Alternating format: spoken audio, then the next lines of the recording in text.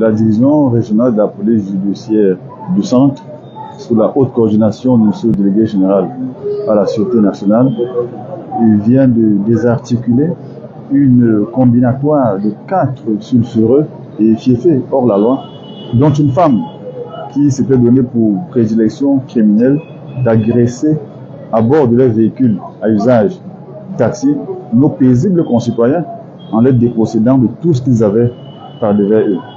Alors, d'art après notre saisine, par l'avalanche de victimes et de plaignants, eh bien, nous avons mis en parfaite symphonie et musique, tactique et stratégie et avons donc pu stopper la course criminelle de ces suspects.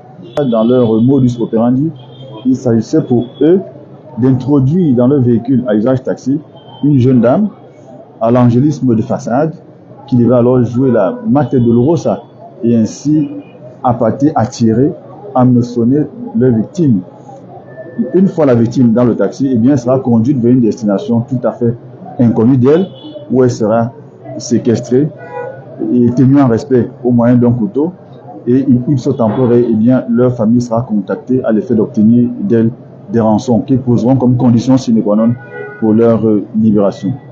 Le constat a été fait par nos soins que la gente féminine se déploie de plus en plus puissamment dans les activités criminelles. Le crime porte de plus en plus l'estampille de la gente féminine. Il ne faut pas se laisser distraire par des présences féminines pour emprunter quelque taxi que ce soit. Il faut toujours redoubler de vigilance. C'est ici le lieu de faire retentir, de faire carillonner les sirènes de la prudence et de la vigilance. Une dame dans le taxi ne doit pas suffire à vous rassurer. Il faut porter toujours le jugement au-delà des données apparentes. Ça peut être un mirage, ça peut être un trompe-l'œil. Bon, les femmes s'investissent de plus en plus dans les milieux criminels. Nous avons eu une avalanche de victimes. Pour l'instant, nous dénombrons provisoirement 6 victimes.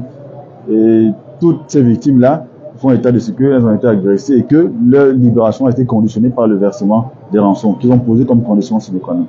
Les suspects ont été interpellés le mois dernier et l'enquête étant quasi bouclée, eh bien, ils seront présentés à monsieur le procureur de la République parce que passible de poursuite pénale pour les faits présumés constitutifs de séquestration, de vol aggravé en coaction et complicité.